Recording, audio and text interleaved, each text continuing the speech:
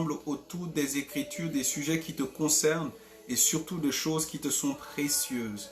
Je voudrais qu'après cette intervention, qu'il y ait un pasteur, qu'il y ait un missionnaire, un prophète, un docteur, un apôtre, un serviteur de Dieu, une servante de Dieu, un chantre qui se voit réveillé, boosté dans son homme intérieur. Je me lève contre toute interférence, toute incompréhension, tout esprit qui apporte de l'incrédulité ou de la distraction. Je les soumets à l'obéissance à la parole de Dieu au nom puissant et glorieux de Jésus-Christ. Père, je te rends grâce pour cela. Merci au nom de Jésus-Christ. Amen.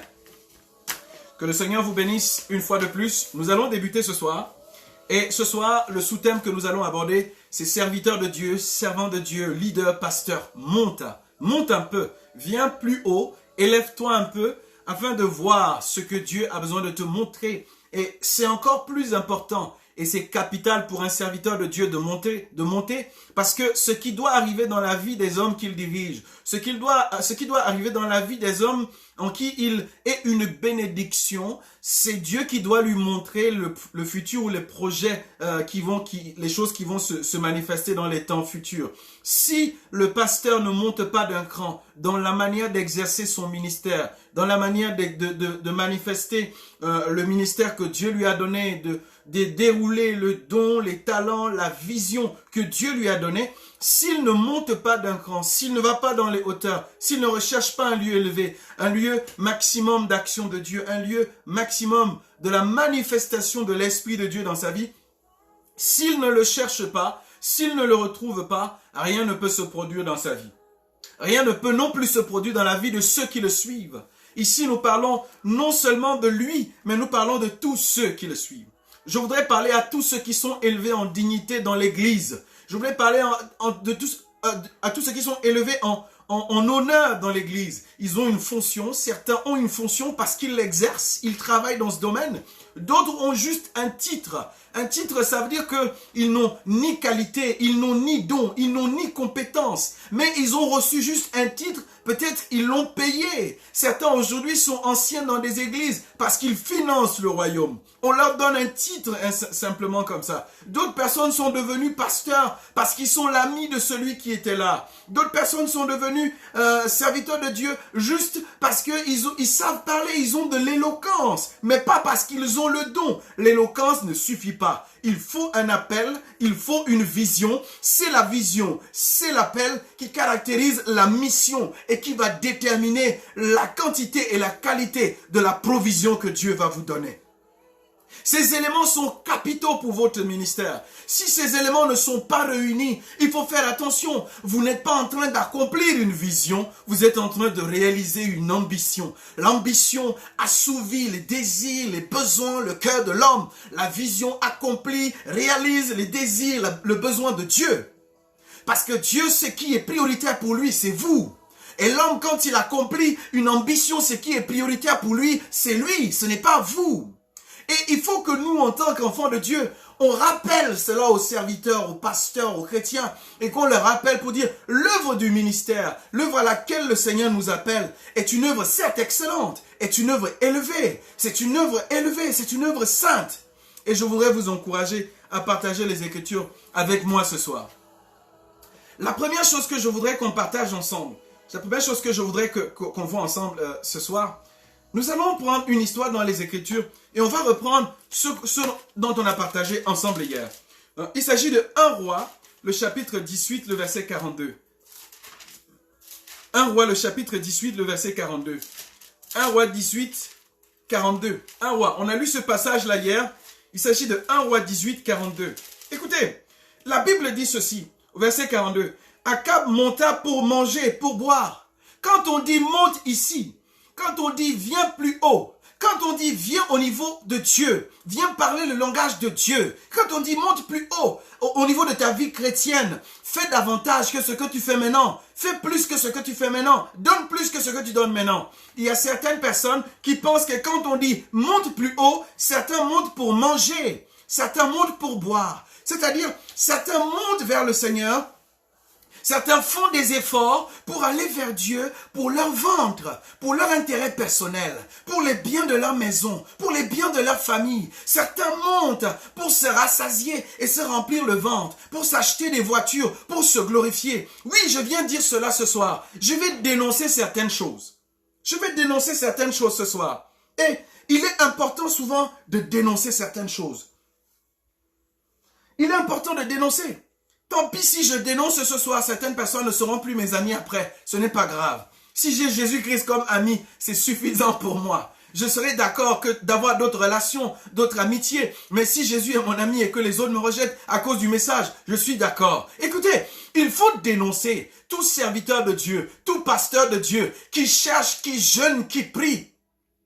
Qui cherche, qui jeûne, qui prie, qui passe du temps dans la prière. Il passe du temps dans le secret avec Dieu. Pour un seul objectif, c'est pour remplir son ventre. Pour un seul objectif, c'est pour un gain personnel. Il cherche la présence de Dieu. Il cherche le cœur de Dieu. Il cherche Dieu pour que Dieu convainc les hommes de lui faire du bien. Convainc les hommes de lui donner de l'argent. Convainc les hommes de lui donner facilement. Il y a des personnes qui passent leur temps pour ça.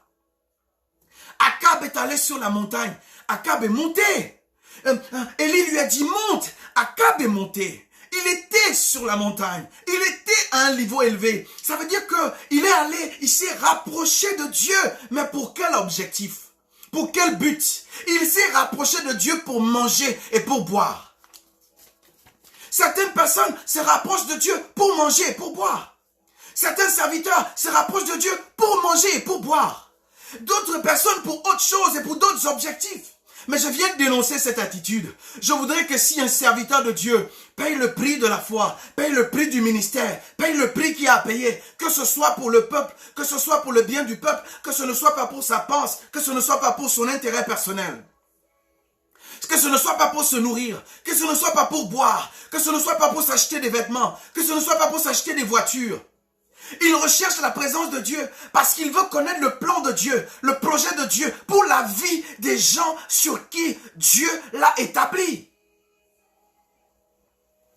Même si vous n'êtes pas d'accord, je vais continuer dans ce sens-là. Écoutez, certaines personnes montent pour manger. Ils montent pour se remplir le ventre. Ils montent pour rechercher des richesses personnelles. Ils montent pour rechercher des faveurs personnelles. Ils montent pour rechercher le matériel. Ils montent pour rechercher les finances. Certaines personnes montent pour cela. Un gain personnel, un gain terrestre, un gain passager.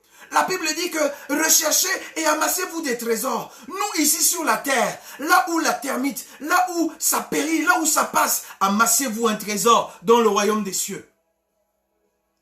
On a oublié que le ministère c'est un sacerdoce. On a oublié que le ministère c'est servir.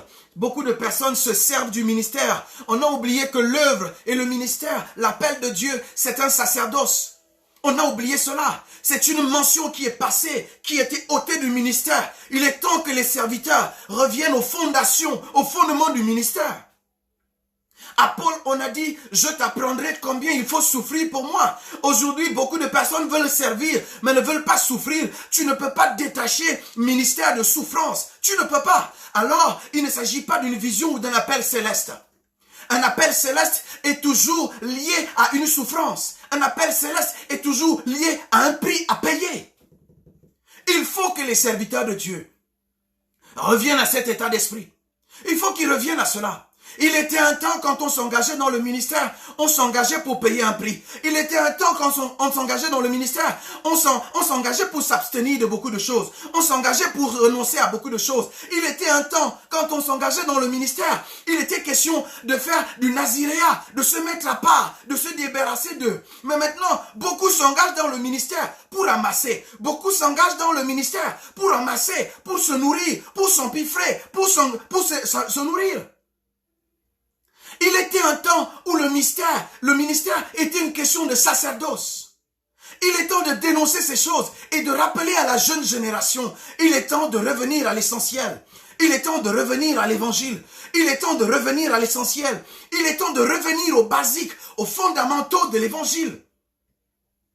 Il est temps de revenir à cela. Et j'encourage chacun, j'encourage chacune à le comprendre, à le saisir ce soir. Revenir à l'essentiel. Revenir au but et au projet de Dieu essentiel. Si vous avez besoin de répondre à l'appel, vous ressentez dans votre cœur l'appel de Dieu. Vous le ressentez actuellement. Vous êtes jeune dans votre église. Vous êtes jeune actuellement. Vous avez besoin de faire quelque chose pour Dieu. Vous avez besoin de faire quelque chose pour le ministère. Écoutez, il est temps de revenir à l'essentiel. Enlevez de vos yeux ce bling-bling et cette expression visible, cette expression tangible de la richesse dans le ministère. Il ne s'agit pas de ça. Si Dieu vous bénit, soyez humble, soyez sobre. Il ne s'agit pas d'exposer la richesse et de démontrer la richesse. Nous sommes bénis, nous sommes riches, nous sommes élevés. Et ce n'est pas en le démontrant que nous allons dire ce que nous sommes. Celui qui a besoin d'exposer, d'exprimer de manière éblouissante pour simplement frapper à l'œil, frapper au regard, est en train de cacher une misère intérieure. Est en train de cacher une misère intérieure. Celui qui par les attraits extérieurs, par les attraits de la forme, par les attraits qui brillent et qui frappent à l'œil, qui tapent à l'œil, est en train de cacher une misère intérieure. Et je viens rappeler aux serviteurs de Dieu ce soir, nous sommes appelés à transformer et à rendre les peuples heureux et à rendre les hommes bénis et à rendre les hommes riches. Pas simplement à créer de l'envie dans les cœurs, de l'envie dans les hommes, de créer de la jalousie dans les cœurs des hommes. Une certaine catégorie de personnes va sur la montagne pour manger. Une deuxième catégorie de personnes va sur la montagne pour quelque chose de particulier. Une catégorie de personnes va sur la montagne parce qu'ils ont besoin de rencontrer Dieu.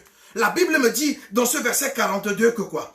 Élie monta au sommet du Carmel. Élie, lui, il est monté pour quelle raison? Pourquoi Élie est monté? Élie, lui, il est monté se couvrant. Écoutez, la Bible dit que se couvrant contre terre, il mit son visage entre ses genoux. Certaines personnes vont pour manger sur la montagne. D'autres personnes vont sur la montagne pour chercher Dieu, chercher le visage de l'Éternel.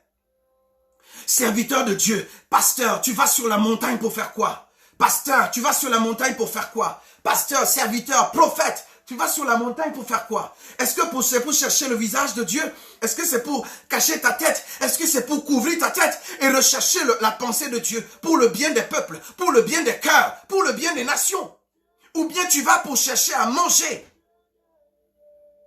Quand vous allez prier et que vous cherchez des stratégies d'escroquerie, des stratégies, des subterfuges pour confier, pour soutirer de l'argent aux hommes, pour soutirer la gloire aux hommes, quand vous allez chercher ces choses, vous êtes comme Akab. Il est monté pour manger, pour boire. L'autre est monté pour chercher le visage de Dieu. Regardez ce qui s'est passé plus loin. Lorsqu'il descend de la montagne, Élie courait et il allait plus vite que les chevaux. Akab était sur un char avec des chevaux. Parce que celui qui sort de la montagne, qui recherchait le cœur de Dieu, la pensée de Dieu, quand il descend de la montagne, il a une accélération divine. Celui qui recherchait son ventre, ses intérêts personnels, il est plus lourd, il est plus lent, même dans l'exercice du ministère. Il y a une différence entre ceux qui cherchent l'intérêt supérieur de Dieu, le salut des nations, le salut des âmes, le bien-être des peuples et des âmes, la délivrance des peuples, la libération des nations, la transformation des pays, la transformation des cœurs. Il y a une différence entre celui qui cherche la gloire, entre celui qui cherche le bien matériel, le bien financier, nourrir son ventre, son intérêt personnel. On les voit de manière différente dans l'exercice de leur ministère. On voit la différence. On voit la différence. Et je t'appelle ce soir, serviteur de Dieu. Je t'appelle ce soir, servant de Dieu. Reviens à l'essentiel. Reviens aux fondamentaux du ministère. Le ministère n'est pas un showbiz. C'est pas un one-man show. Le ministère, c'est le sacerdoce. C'est le sacrifice. C'est l'abstinence. Le ministère, c'est le renoncement. Le ministère, c'est l'abandon de beaucoup de choses. Je vous encourage et je vous appelle, renoncez à ce qui pour vous est une priorité maintenant. L'intérêt personnel n'est pas ce qui honore le Seigneur. Je prie que le Seigneur touche quelqu'un ce soir. Je prie que le Seigneur saisisse un cœur ce soir. Je prie que le Seigneur parle à quelqu'un ce soir. Nous allons plus loin. Écoutez. Vous avez pour beaucoup oublié votre premier amour. Je viens demander à un pasteur. Souviens-toi, pasteur. Souviens-toi, serviteur de Dieu. Souviens-toi, chantre. Souviens-toi, leader. quand tu commençais le ministère, regarde la passion qui t'animait. Regarde le feu qui t'animait. Tu avais besoin de faire ce qui plaît à Dieu partout, sans honte, sans tremblement, avec courage, avec force. Regarde ce qui se passait. À chaque fois, tu avais besoin d'être excellent dans le ministère. N'oublie pas cela. N'oublie pas ton premier amour. N'oublie pas ton premier zèle. Regarde ton zèle du début. Regarde quand tu commençais. Regarde la force que tu avais. Mais qu'est-ce qui n'a pas marché? Mais qu'est-ce qui s'est passé? Tu as été obscurci, omnubilé par la richesse, la gloire, le paraître, ce que les hommes apprécient et ce que Dieu n'apprécie pas, ce que les hommes voient. C'est ce qui t'intéresse le plus? Non, ce n'est pas de ça qu'il s'agit. Revenez aux fondamentaux du ministère. Dans les fondamentaux du ministère, je prêche ce qui plaît à Dieu. Je dis ce qui plaît à Dieu. Je dis ce qui honore Dieu. Je ne dis pas ce qui plaît aux hommes. Je ne dis pas ce qui intéresse les hommes. Je ne suis pas un docteur selon le cœur des hommes. Je suis un docteur selon le cœur de Dieu. Je ne suis pas un ancien d'église. Je ne suis pas une diaconesse. Je ne suis pas, comment on les appelle, les femmes servantes de Dieu. Je ne suis pas une soldat du Seigneur parce que ça plaît aux hommes. Je le suis parce que j'ai décidé de répondre à l'appel de Dieu. Pourquoi aujourd'hui, à cause d'un intérêt quelconque, à cause de ce que les hommes vont apprécier, à cause de ce que les hommes vont accepter, tu acceptes de biaiser, tu acceptes de cacher la vérité, tu acceptes de marcher sous le couvert de ce que les hommes vont penser, ce que les hommes vont dire. Monte un peu, monte un peu. Quitte ce brouhaha des hommes. Quitte ce brouhaha où les hommes te disent ce qu'il faut faire. Où les hommes te disent ce qu'il faut penser. Quitte ce brouhaha. Monte un peu plus haut. Monte un peu plus haut. Juste un peu plus haut, tu verras la pensée de Dieu. Juste un peu plus haut, tu verras plus loin. Juste un peu plus haut, tu entendras de manière claire ce que Dieu attend de toi. Tu ne feras plus les choses comme les hommes le veulent. Lisons quelque chose. Je voudrais le dire à un pasteur. N'oublie pas ce que Jean chapitre 3, le verset 8 dit. Jean chapitre 3, le verset 8. N'oublie pas ce que cela dit. Jean chapitre 3, le verset 8 dit ceci. La Bible dit, le vent souffle où il veut, et tu en entends le bruit, mais tu ne sais pas d'où il vient, ni où il va. Il en est ainsi de quiconque est né de l'esprit. Écoutez, si maintenant les hommes sont ceux qui dirigent votre ministère, si les finances sont ceux qui dirigent votre vie, si maintenant la gloire est ce qui dirige votre ministère, s'il n'y a plus de gloire, s'il n'y a plus de finances, si les hommes ne vous approuvent plus, votre ministère est tombé, votre ministère est perdu. Si les hommes ne vous acclament plus, alors vous avez perdu le ministère. Si vous n'avez plus de support, de personnes qui sont derrière, en train de vous appeler, de vous applaudir, alors votre ministère est perdu. Rappelez-vous de qui vous a appelé. Vous avez été appelé. Jean 14, Jean chapitre, lisons-le. Jean 16, 15 nous dit quelque chose. Écoutez. Écoutez. Jean plutôt, je suis à Luc. Écoutez ce que la Bible nous dit. Jean 16, 15 dit quoi? Ce n'est pas vous. Jean 15 plutôt. Un instant. Écoutez. Je voudrais plutôt lire ceci. Je ne vous appelle plus serviteur. Parce que le serviteur, nous lisons Jean chapitre 15, le verset 15, pardon. Je ne vous appelle plus serviteur. Parce que le serviteur ne sait pas ce que fait son maître. Je vous ai appelé ami parce que tout ce que j'ai appris de mon Père, je vous l'ai fait connaître. Jean chapitre 15, le verset 15, autant pour moi. Verset 16, c'est la complexe que nous voulons lire. Ce n'est pas vous qui m'avez choisi. Il dit qu'il ne vous appelle plus serviteur. Il vous appelle ami. Parce que le serviteur ne sait pas ce qui se passe plus haut. Il ne sait pas ce qui se dit plus haut. Il n'est pas dans l'intimité du Père. Il n'est pas dans l'intimité du cœur de Dieu. Il ne sait pas ce qui se trame plus haut. Montez encore plus haut. Jean chapitre 15, verset 15. Je ne vous appelle plus serviteur. Verset 16. Ce n'est pas vous qui m'avez choisi, mais moi je vous ai choisi et je vous ai établi, afin que vous alliez et que vous portiez du fruit. Il nous a appelés, il nous a choisis, il nous a établis. Il ne nous appelle plus serviteurs, il nous appelle amis. Pourquoi continuer de servir comme si vous êtes un serviteur? Un serviteur attend un salaire. Un serviteur attend qu'on l'applaudisse. Un serviteur attend qu'on lui donne des postes supérieurs. Un serviteur attend qu'on le promue, qu'on lui donne de la promotion, pardon.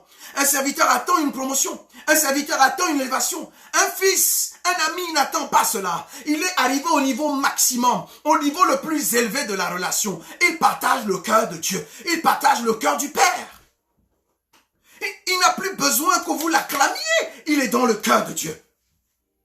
Il n'a plus besoin que les hommes lui disent qu'il est fort, il est puissant, il connaît. Non, il est dans le cœur de Dieu. Il a la pensée de Dieu. Et je voudrais vous encourager. Souvenez-vous qu'un serviteur de Dieu est né de nouveau. Il est comme le vent. Il ne doit être ni saisi, ni soumis, ni contrôlé, ni dirigé. Je répète, il ne doit être ni soumis, ni contrôlé, ni dirigé. Un serviteur de Dieu n'est pas dirigé par les hommes. Il ne prêche pas par rapport à ce que les hommes disent. Il ne prêche pas ses sujets de prédication par rapport à ce que les hommes font. Il prêche par rapport à ce que Dieu lui dit où il veut amener le peuple. Si tu es serviteur de Dieu et que tes sujets de prédication sont ceux de résoudre les problèmes du message, les problèmes des hommes, les problèmes et les conflits, il faut que tu te ressaisisses et que tu reviennes à la base du ministère. Notre source, c'est le Seigneur. Nous sommes appelés à diriger les hommes, à diriger les peuples, à conduire les gens vers le Seigneur. C'est à nous de donner la voie, c'est à nous de montrer la voie. Ce n'est pas à nous de descendre plus bas et de prendre l'autorité que nous avons reçue de Dieu pour résoudre les problèmes humains. Non, c'est à nous de prendre les problèmes humains et de leur montrer la solution vers Jésus-Christ de Nazareth. C'est à nous de le faire. Je voudrais appeler serviteur de Dieu. Es-tu saisissable? Est-ce que les gens peuvent deviner ce que tu vas dire un dimanche? Peuvent deviner ce que tu vas dire un mardi? Peuvent deviner ce que tu vas dire un mercredi? Es-tu vide de révélation? Est-ce que tu ne trouves plus d'inspiration? Est-ce que tu cherches l'inspiration et tu l'as perdue? Est-ce que tu es vide de nouveautés divines? Est-ce que tu es vide de nouveautés de la parole, de la révélation de Dieu? Je voudrais te dire une chose. Alors tu as perdu ta passion. Tu as perdu ton mordant. Tu as perdu ce qui fait ton efficacité. Et si tu as perdu ce qui fait ton efficacité, ce message est pour toi. Monte un peu. Voyons, monte un peu. Viens un peu plus haut. Quitte le commun des mortels. Quitte de parler comme les hommes. Quitte de parler comme tout le monde. Quitte de raisonner comme tout le monde. Quitte de te comporter comme tout le monde. Mais monte un peu, voyons. Tu as un appel élevé. Tu as un appel céleste. Tu as un appel divin. Lisons quelque chose. Je ne sais pas si vous êtes en train de saisir ce que le Seigneur veut dire à quelqu'un ce soir. Écoutez, lisons un peu. On va lire le psaume 139. Psaume 139. Je crois c'est le verset 16. À partir du verset 13. Hein? Psaume 139. Je voudrais dire à un serviteur de Dieu. Toi qui aujourd'hui, tu as perdu la considération de ton appel, de ton ministère. Tu te réjouis de plaire aux gens. Tu te réjouis de dire les choses que les gens aiment entendre. Tu te réjouis de dire les choses qui démangent les oreilles des gens. Tu te réjouis de prêcher les choses qui arrangent les gens. Je voudrais te rappeler que ton appel n'est pas un appel terrestre. Ce ne sont pas les gens, les hommes qui t'ont appelé. Je voudrais vous le dire aujourd'hui. La Bible dit, psaume 139, vous pouvez lire à partir du verset 13. Vous pouvez aller jusqu'au verset 16. Écoutez, c'est toi qui as formé mes reins. Dieu, ça c'est David parle à Dieu. Et en tant que serviteur de Dieu, il s'exprime. Écoute, c'est toi qui as formé mes reins, qui m'as tenu caché dans le sein de ma mère. Je te célèbre car je suis une créature merveilleuse. Pourquoi tu te rabaisses? Pourquoi tu ne considères pas la grandeur de qui tu es? Pourquoi tu as ce complexe d'infériorité? Pourquoi tu te mesures aux autres? Pourquoi tu te mesures à tel prédicateur? Pourquoi tu te mesures à tel sur Facebook? Pourquoi tu te mesures à tel sur Internet? Pourquoi tu te mesures à tel dans ta ville? Tu es particulier, tu es spécial. Dieu Je ne sais pas si je parle à quelqu'un. Je te célèbre car je suis une créature merveilleuse. Dieu a pris du temps de te former. Il n'a pas pris du temps de te former seulement physiquement. Il a pris du temps de construire ton âme. Il a pris le temps de construire ton esprit. Il a pris le temps de construire ta destinée. Il a pris le temps de construire ton appel. Aïe, je dis, il a pris le temps de construire ta vie. Même la voix avec laquelle tu chantes. Tu as une voix qui touche les cœurs. Tu as des doigts sur un clavier qui touche les cœurs. Dieu a pris le temps de construire ces choses-là. Pourquoi tu viens te comparer à l'autre? Pourquoi tu fais ton ministère en te comparant aux autres? Quand tu te compares aux autres, tu réduis et tu rabaisses la grandeur de Dieu dans ta vie. Tu es spécial comme ministre de Dieu. Tu es unique comme appelé de Dieu. Ce que tu fais pour Dieu est particulier. Tout le monde, personne ne peut faire ce que tu fais. Toi seul es capable de le faire. Ne rabaisse pas ce que Dieu t'a confié. Cela est immense, cela est grand et cela a de la valeur. Écoutez. Et mon âme le reconnaît que je suis une créature merveilleuse. Tes œuvres sont merveilleuses. Et mon âme le reconnaît. La Bible dit ceci. Mon corps n'était pas caché devant toi. Je voudrais te dire qu'avant que tu ne sois fait dans le sein de ta mère, avant que tu ne dises je veux servir Dieu, avant que tu ne portes je veux porter le sacerdoce, Dieu te connaissait déjà. Il t'a tissé dans les profondeurs de la terre. Quand je n'étais qu'une masse informe, tes yeux me voyaient. Et sur ton livre étaient tous inscrits les jours qui étaient fixés avant qu'aucun d'eux n'existe. Seigneur, je prie que tu parles à quelqu'un ce soir. Seigneur, je prie que tu parles à quelqu'un ce soir. Seigneur, parce que il y a quelqu'un qui est assis et qui compare sa vie et son ministère à d'autres. Il compare l'excellence de sa vie à celle des autres. Il compare son appel à celle des autres. Je commande à tout esprit et à tout complexe d'infériorité d'être brisé dans votre vie au nom de Jésus-Christ de Nazareth. Je commande à tout esprit, à toute pensée qui vous rabaisse d'être brisé au nom de Jésus-Christ de Nazareth. Je prie que vos yeux s'ouvrent. Je prie que les yeux de votre cœur s'ouvrent et que vous vous voyez vous-même à la manière de comment Dieu vous voit, comme une créature merveilleuse, comme un ministre merveilleux, comme un appelé merveilleux qui a reçu un appel, une vision merveilleuse pour impacter les peuples et les nations, pas pour plaire aux hommes, mais pour plaire à Dieu, au nom de Jésus-Christ de Nazareth. Ah, Saint-Esprit! Ah, Saint-Esprit! Ah, Saint-Esprit! Ah, Saint-Esprit, merci d'intervenir, Seigneur, et de toucher un cœur, de toucher une vie, de toucher une âme. Nous allons plus loin. Écoutez, si tu as perdu ta passion, les choses qui vont suivre te concernent. Si tu as perdu de ton mordant, si tu as perdu de ton feu, les choses qui vont suivre te concernent. Si tu ne fais plus le ministère avec la même passion, avec le même feu, tu te rends compte que tu patines sur place. Tu te rends compte que tu tournes en rond. Les choses qui vont suivre te concernent. Est-ce que tu as perdu la passion? Le Seigneur nous dit, il nous en veut parce que nous avons perdu notre premier amour. Moi, je vous dis ce soir que Dieu t'en veut, serviteur, parce que tu as perdu ta première passion. Je voudrais parler particulièrement aux serviteurs de Dieu en France qui sont expatriés, qui viennent de l'étranger ici. Ils avaient une passion du ministère quand ils étaient à l'étranger. Ils avaient un feu du ministère quand ils étaient à l'étranger. Mais quand ils sont arrivés ici en France, ils ont refroidi. Ils ont perdu la passion. Ils ont perdu la passion. Ils se focalisent à autre chose. Ils ne se focalisent plus à l'évangile. Ils ne se focalisent plus au ministère. Certains sont partis de leur pays. Ils sont arrivés ici en France. Dieu les envoie en mission ici. Dieu les envoie dans ce pays. Ils viennent ici. Ils sont dans la compromission. Ils se mettent à vivre dans l'ivrognerie. Ils se mettent à vivre dans l'immoralité. Ils se mettent à vivre dans le péché. Parce qu'ils sont arrivés loin de leur famille, loin de leur église, loin de leur ministère. Ils pensent que Dieu ne les voit pas. Je vous en conjure et je vous appelle à vous repentir. Repentez-vous de cela. Repentez-vous de cela. Et revenez à votre premier amour. Revenez à votre première passion. La France a besoin de serviteurs de Dieu passionnés. Elle a besoin de serviteurs de Dieu remplis de feu. Elle ne veut pas de serviteurs de Dieu qui sont compromis. Elle ne veut pas de serviteurs de Dieu qui rentrent dans la compromission, qui acceptent l'iniquité, qui acceptent l'abomination, juste au nom de l'argent, juste au nom des finances. Il est temps que les serviteurs de Dieu reviennent à la fondation. Revenez à l'essentiel. Revenez à l'essentiel. Rebâtissez cette fondation-là. Vous avez perdu cette passion. Vous avez perdu ce feu. Vous êtes dans ce territoire. Le feu est disponible. La passion est disponible. Le feu est disponible. La passion est disponible. Il faut juste la saisir.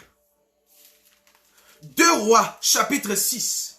2 Rois, chapitre 6. À partir du verset 1 jusqu'au verset 7. 2 Rois, chapitre 6. 2 Rois, chapitre 6. À partir du verset 1 jusqu'au verset 7. Je vais vous raconter l'histoire et je vais prendre quelques versets. 2 Rois 6. 2 Rois, chapitre 6. Nous allons lire à partir du verset, vous pouvez lire à partir du verset 1 si vous le souhaitez. Mais ce qui m'intéresse, moi, c'est quelques versets dessus. Écoutez, 2 Rois 6. La Bible dit ceci. Les fils des prophètes dirent à Élisée, voici l'endroit où nous habitons en ta présence est trop réduit pour nous. Voici le problème qui se pose. Maintenant, qu'est-ce qui se passe? Allez, l'un d'eux dit, consent donc à venir avec tes serviteurs. Il répondit, j'irai, il alla donc avec eux. Qu'est-ce qui se passait? Il fallait construire une maison, il fallait construire un endroit pour ces hommes qui habitent dans cet endroit. Et je voudrais encourager les serviteurs de Dieu et vous dire ceci. Est-ce que vous avez perdu votre efficacité? Est-ce que vous avez perdu, c'est jusqu'au verset 7, sœur Marlise, du verset 1 au verset 7. Est-ce que vous avez perdu votre efficacité? Beaucoup de serviteurs de Dieu pensent que la multitude d'activités va encore faire naître l'efficacité. Non. Non. Ce n'est pas parce que tu vas faire de multiples programmes, ce n'est pas parce que tu vas faire programme sur programme que ça va faire naître l'efficacité. Ce n'est pas parce que tu vas saturer les programmes, tu vas saturer le ministère, tu vas saturer les chrétiens, tu vas saturer les frères, tu vas saturer la toile avec les programmes que ça va faire naître l'efficacité. L'efficacité ne vient pas de la multitude de programmes. Non, ce n'est pas de là que ça vient. L'efficacité ne vient pas de la multitude des activités. Ce n'est pas parce que tu es trop actif qu'il y a de l'efficacité. Écoutez, je voudrais vous lire le verset 6 et le verset 7. L'homme de Dieu dit, voici ce qui se passe au verset 5. Arrivé au Jourdain, ils coupèrent des arbres. Dieu vous appelle sur la montagne pour couper des arbres. Couper des arbres, c'est préparer ce qui est nécessaire à la construction de la maison de l'Éternel. Le Seigneur avait dit la même chose en Agé, chapitre 1, le verset 8. Allez à la montagne et couper du bois. Allez à la montagne et préparer ce qui est nécessaire à rebâtir la maison, à rebâtir le temple. Et Dieu nous appelle à la montagne pour couper du bois. Il dit à ces hommes ici, arrivés au Jourdain, ils coupèrent des arbres. Comme l'un d'eux abattait une poutre, le fer tomba dans l'eau. Il s'écria, ah mon Seigneur, il était emprunté. L'homme de Dieu dit, où est-il tombé? Il lui montra l'endroit. Alors Élisa coupa un morceau de bois, le jeta au même endroit et fit surnager le fer. Puis il dit, reprends-le. L'autre tendit la main et le reprit. Écoutez, je voudrais vous dire une chose particulière. Quand vous vous levez aujourd'hui, quand vous parlez de Dieu aujourd'hui, vous avez perdu votre efficacité. C'est parce que vous vous êtes engagé dans des choses qui n'ont rien à voir avec la croix. Le message de la croix doit revenir au centre de toute chose. Le message de l'évangile pur doit revenir au centre de toute chose. Quand on prêche la croix, quand on prêche Jésus crucifié, quand on prêche Jésus enseveli, quand on prêche Jésus ressuscité, quand on prêche Jésus glorifié, quand on prêche la croix, quand on annonce l'évangile, frère, l'efficacité renaît. Change juste ton message. Dis simplement ce qui plaît à Dieu, ce qui honore Dieu. Ton efficacité renaîtra. Change les choses. Aujourd'hui, les gens pensent qu'il faut forcément parler de briser les autels de malédiction, de briser 43 choses qui te permettent de sortir de la malédiction de ta famille. 7 choses qui te permettent d'être délivré des esprits des autels de ta famille. 18 choses qui te permettent de briser ce qui s'est passé dans la maison de ton père. Qui vous a dit que l'évangile c'est ça? Qui vous a dit ça? Qui vous a parlé de ça? Jésus a dit, allez, dites-leur que le royaume des cieux est arrivé.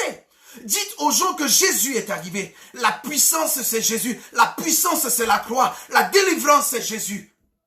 La libération des peuples, c'est Jésus. Il y a une seule personne qui nous donne un mandat. Il y a une seule personne qui nous équipe. Il y a une seule personne qui transforme. C'est Jésus-Christ de Nazareth. Si tu trouves que Jésus-Christ de Nazareth, c'est un évangile, c'est un message démodé, je voudrais que tu me dises qui tu sers. Est-ce que tu fais partie du royaume ou tu sers l'autre? Si quelqu'un me dit que Jésus n'est pas suffisant, je lui demande qui il sert. Si quelqu'un me dit Jésus n'est pas assez fort, il faut rajouter autre chose, je vais lui demander qui tu sers. Qui vous servez? Il est temps qu'on replace Jésus au centre de notre prédication, au centre de nos enseignements, au centre de nos messages. Si Jésus-Christ, la croix, sont replacés au centre des choses, la Bible dit que quand Élie a posé le bois sur l'eau, le fer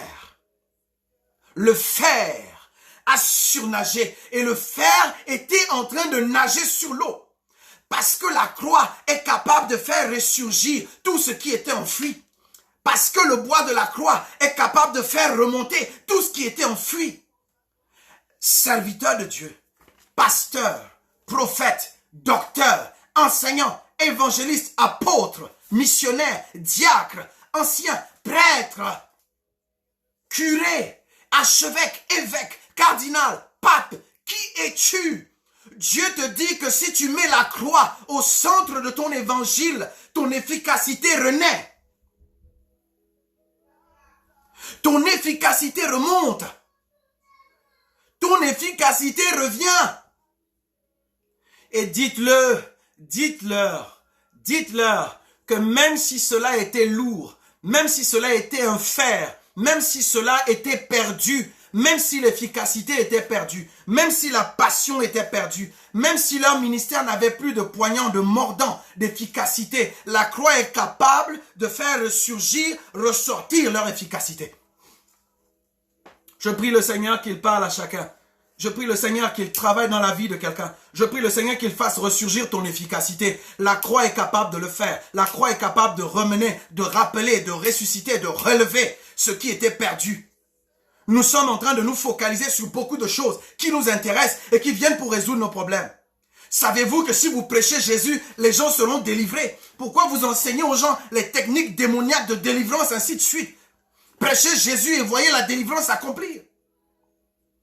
Prêchez Jésus et voyez l'efficacité revenir. Prêchez Jésus et vous verrez les miracles revenir. Prêchez Jésus, vous verrez les délivrances revenir. Prêchez Jésus et vous n'allez plus combattre avec les démons. Prêchez Jésus et vous n'allez plus lutter avec les démons. Les démons ne tiendront plus. Quand j'ai l'habitude de dire à l'Institut biblique de France que je crois en la délivrance par l'enseignement, c'est parce que nous prêchons la vérité. C'est parce que nous enseignons la vérité. Basé sur le Saint-Esprit, nous enseignons Jésus. Et quand Jésus est enseigné, les corps sont libérés. Quand l'esprit et l'intelligence des hommes est libérée, les corps sont délivrés. Il ne peut pas avoir de démon présent dans un homme qui a accepté Jésus, qui comprend Jésus et qui est libéré par Jésus. Il est temps de revenir à l'enseignement fondamental. Serviteur de Dieu, je vous parle ce soir. Pasteur, docteur, prophète, évangéliste, missionnaire, apôtre, enseignant, vous m'écoutez? Je vous parle ce soir. Serviteur de Dieu, vous êtes un prêtre, vous êtes même un cardinal, un évêque, un archevêque, je ne sais pas combien d'évêques, bishop, one shop, two shop, three shop, quadri shop, combien de shops vous êtes? Écoutez ce que Dieu vous dit, revenez aux fondamentaux du ministère et de l'évangile.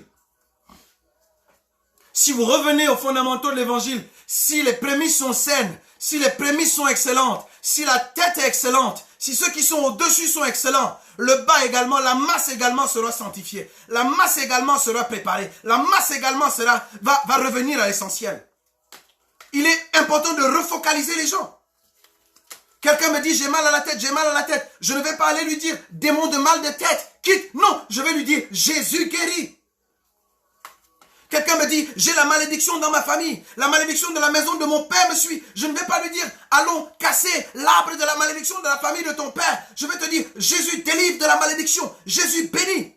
Focalisons les gens vers Jésus. Nous avons éparpillé les gens, nous emmenons les gens vers nos théories, vers nos capacités personnelles pour résoudre les problèmes. Jésus est la solution à tous les problèmes spirituels, métaphysiques, matériels, financiers, naturels de l'humanité tout entière. Que quelqu'un me dise, oui, mais est-ce qu'on ne doit plus aller à l'école? Oui, est-ce qu'on ne doit plus faire ceci? Faites tout ce que vous voulez. Une solution permanente est disponible pour l'humanité. Jésus-Christ de Nazareth. Je voudrais vous encourager.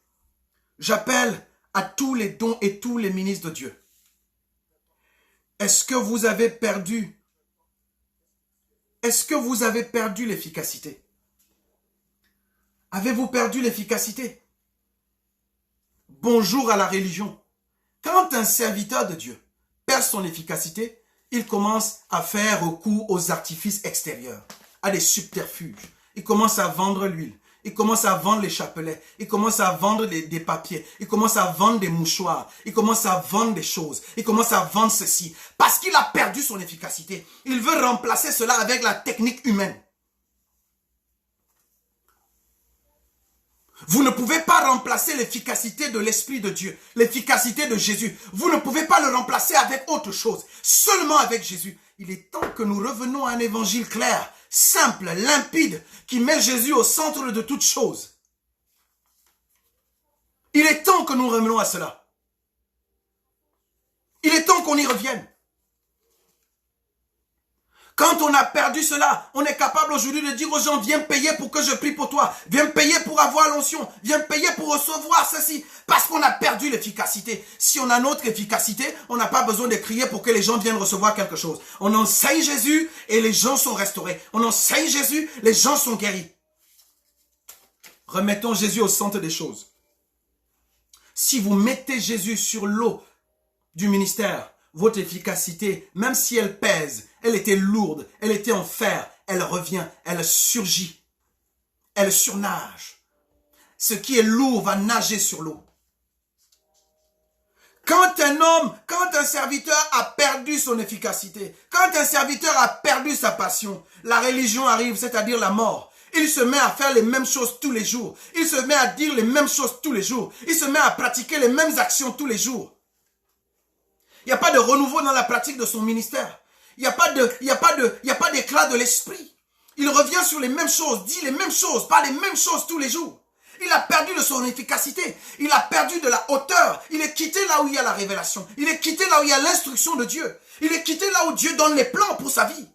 Il est descendu au niveau humain. Il raisonne avec son intelligence pour recevoir les conseils des hommes. Les hommes lui disent comment diriger le ministère. Les hommes lui disent comment prêcher. Qu'est-ce qu'il faut dire? Qu'est-ce qu'il faut prêcher? Frère, si tu as perdu ta passion, si tu as perdu ton efficacité, Dieu te dit ce soir, monte un peu. Monte un peu. C'est un appel à toi, monte juste un peu. Quand tu montes un peu, tu mets Jésus au centre des choses. Tu verras comment la passion va revenir. Quand on perd notre efficacité, quand on perd notre passion, il y a quelque chose qui se passe. La monotonie s'installe. La monotonie s'installe. On prie le même genre de prière. On prie le même genre de prière. La monotonie s'installe. La monotonie, c'est le sommeil. La Bible ne dit-elle pas, sors de ton sommeil, toi qui dors. Relève-toi d'entre les morts. Serviteur de Dieu, sors de ton sommeil. Pasteur, sors de ton sommeil. Évangéliste, sors de ton sommeil. Leader, sors de ton sommeil. Toi qui m'écoutes, sors de ton sommeil. Sors de ton sommeil. Sors de cette léthargie. Lève-toi, sors de ton sommeil. Parce que tu dors, parce que tu as perdu de ta passion, tu as perdu de ton efficacité, la monotonie s'est installée. Quand tu veux prêcher, tu reprends les choses que tu as dit hier. Quand tu veux dire quelque chose, tu refais ceci. Sors de ton sommeil. Ah, Jésus-Christ de Nazareth. Je prie que ces paroles résonnent dans un cœur et que cela résonne dans ton cœur et te fasse sortir de ce sommeil, de cette mort spirituelle, te fasse quitter de cette mort spirituelle au nom de Jésus-Christ de Nazareth. Peu importe ton élévation, peu importe ton titre, peu importe ta fonction, tant que tu dors, tu es une chair à pâter et à manger pour le diable.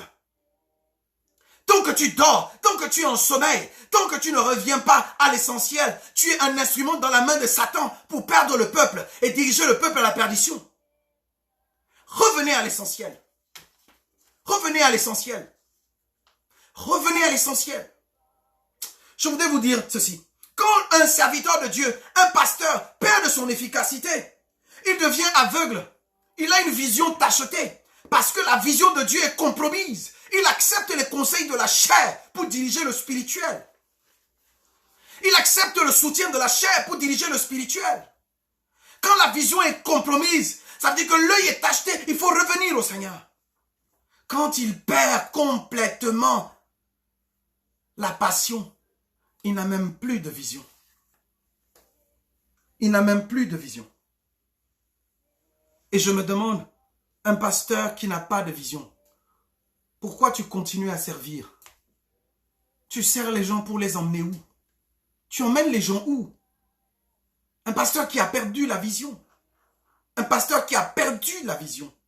Pourquoi tu continues à t'entêter, à conduire les gens par ton intelligence humaine, par la chair et par les ruses de la chair et de ton intelligence? Pourquoi tu continues? Mais sois honnête avec toi-même. Assieds-toi un instant. Prends une pause. Demande même à quelqu'un de conduire pendant que tu t'assois un instant et que tu recherches la face et que tu montes un peu. Monte un peu, frère. Monte un peu, servante. Monte un peu, serviteur. Je prie que le Seigneur donne à chacun de vous de revenir. Reviens et monte. Il peut guérir ton cœur. Il peut guérir ta vie. Il peut réparer ton cœur. Si tu avais perdu la passion parce que tu as été déçu, tu avais perdu la passion parce que les hommes t'ont trompé, tu avais perdu la passion parce que les hommes t'ont déçu, il peut te guérir. Il peut guérir ton cœur. Tu ne sais plus faire confiance. Tu ne sais plus aider parce que tu as été trompé, parce que tu as été abusé, parce que les hommes t'ont trompé, les hommes t'ont abusé, les hommes se sont séparés de toi.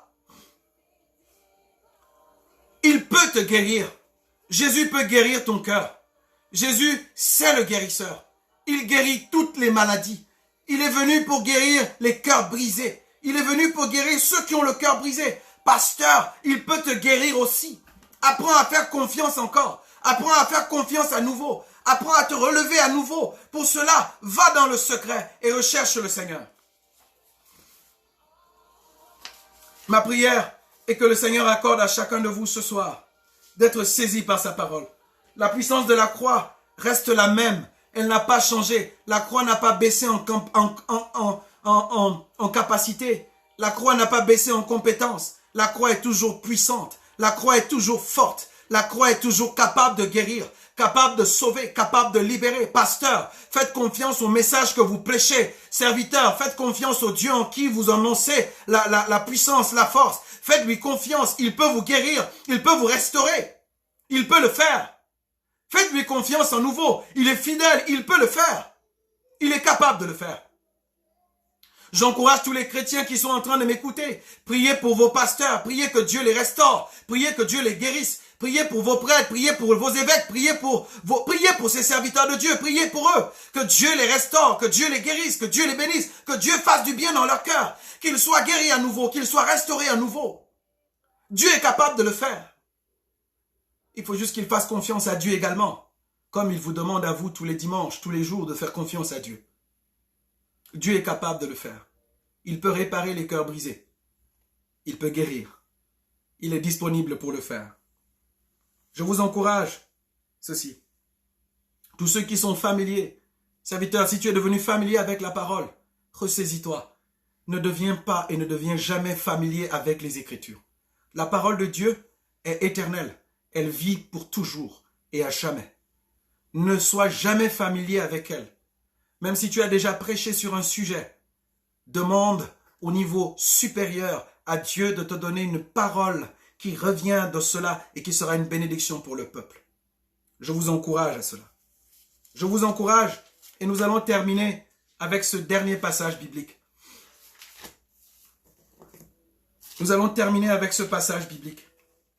La Bible nous dit dans le livre du Deutéronome, le Deutéronome chapitre 1. Deutéronome chapitre 1.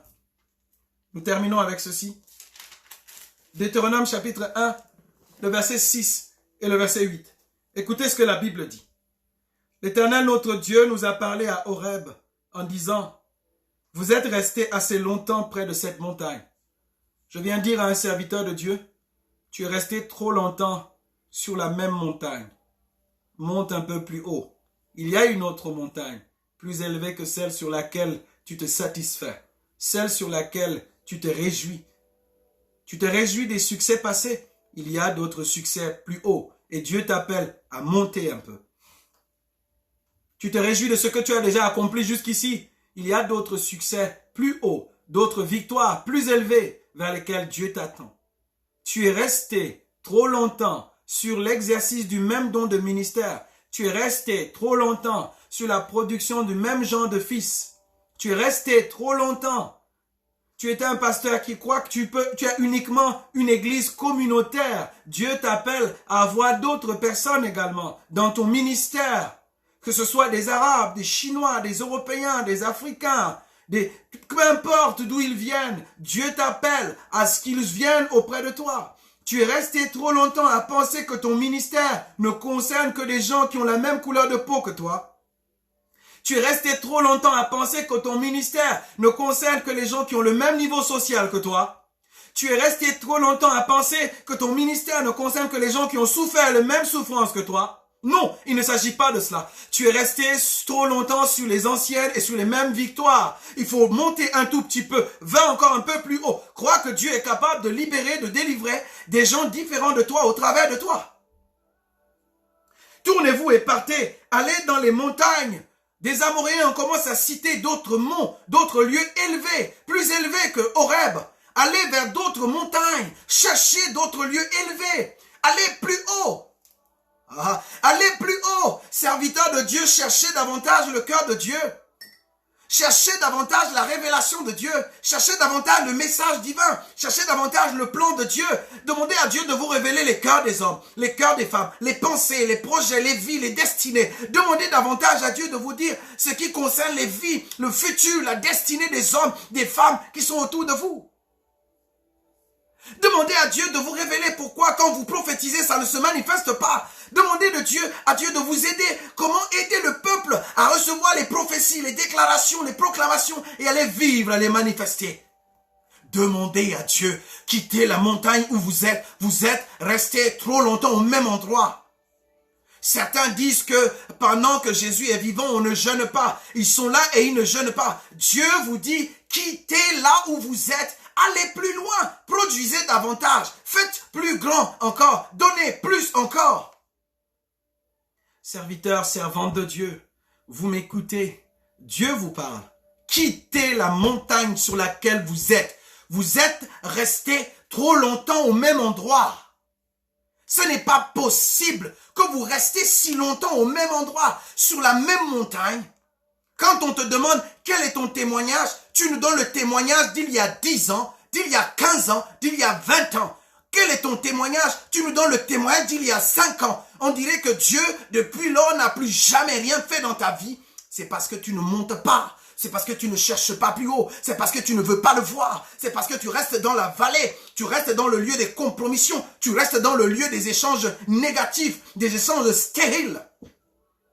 Tu restes dans le lieu où en tant que serviteur de Dieu, tu te plains de l'autre. L'autre a volé mon âme, l'autre a pris ma brebis. Tu te plains de l'autre. L'autre a dit ceci de moi, il a fait cela de moi. Tu te plains, tu fais de la jalousie. L'autre prêche mieux, l'autre grandit plus, l'autre produit plus. Vous restez dans la vallée. Tant que vous êtes dans la vallée de la comparaison, la vallée de la jalousie, la vallée, tant que vous êtes dans la plaine de la limitation, vous ne pourrez pas voir. Quittez la vallée. Le frère est à côté, l'autre a un ministère, l'autre est appelé. Laissez-le faire ce que Dieu lui demande de faire. Vous, faites ce que Dieu vous demande de faire, vous.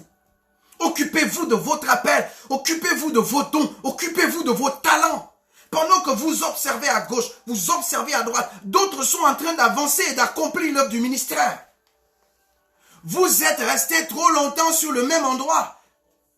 Vous ne produisez ni des disciples, vous n'emmenez personne vers le Seigneur, vous ne produisez aucun disciple, vous ne formez aucun serviteur. Vous êtes resté trop longtemps au même endroit.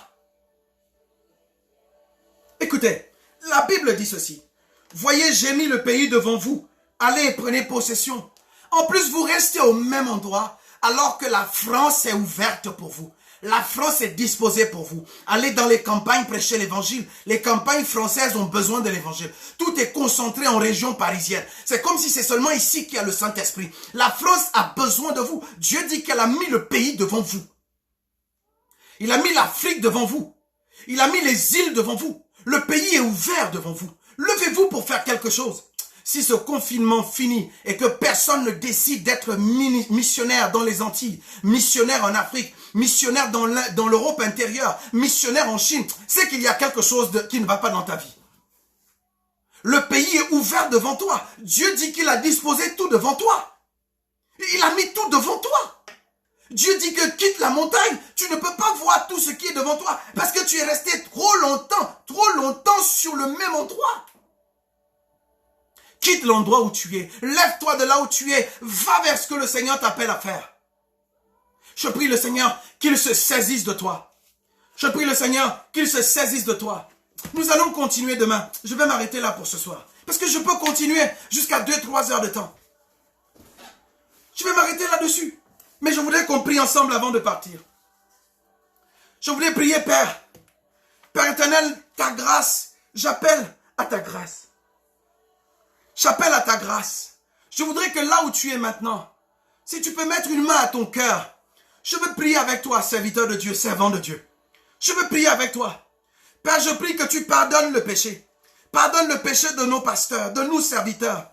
Pardonne le péché des leaders de l'église. Pardonne le péché de ceux qui se sont compromis. Pardonne le péché de ceux qui se sont fourvoyés. Pardonne le péché de ceux qui se sont éloignés de la vérité. Pardonne le péché de ceux qui ont menti. Pardonne le péché de ceux qui prophétisent alors que ce n'est pas toi qui leur as demandé de prophétiser. Pardonne le péché de ceux qui disent que cela vient de l'esprit alors que cela vient de la chair et de leurs pensées. Seigneur, je prie que tu pardonnes. Pardonne les serviteurs. Pardonne les serviteurs qui croient en un Dieu uniquement pour leur ventre. Pardonne, Seigneur. Pardonne le vol. Pardonne l'escroquerie des serviteurs de Dieu. Pardonne Jésus. Pardonne. Je prie que tu pardonnes l'Église. Je prie que tu pardonnes ces serviteurs.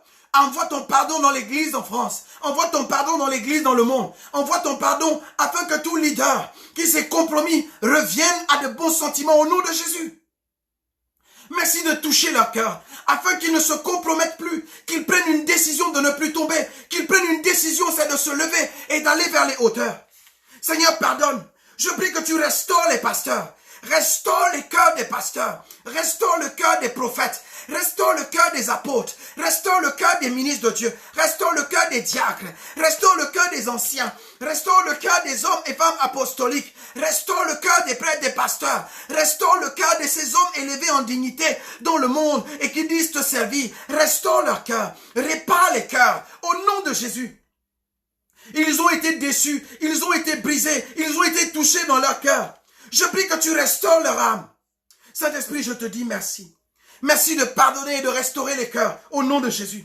Je prie que tu appliques la puissance de la croix, qu'elle fasse ressurgir leur efficacité, leur don qui était mort, leur talent qui dormait. Réveille au nom de Jésus, que la croix soit au centre de leur message, que la croix soit au centre de leurs églises et que cela fasse ressurgir la provision financière, que cela fasse ressurgir les dons ministériels au nom de Jésus, qu'il y ait plusieurs âmes qui croissent et qui sont sauvées au travers de leur ministère, que les délivrances opèrent lorsque la croix est élevée, lorsque Jésus est rétabli.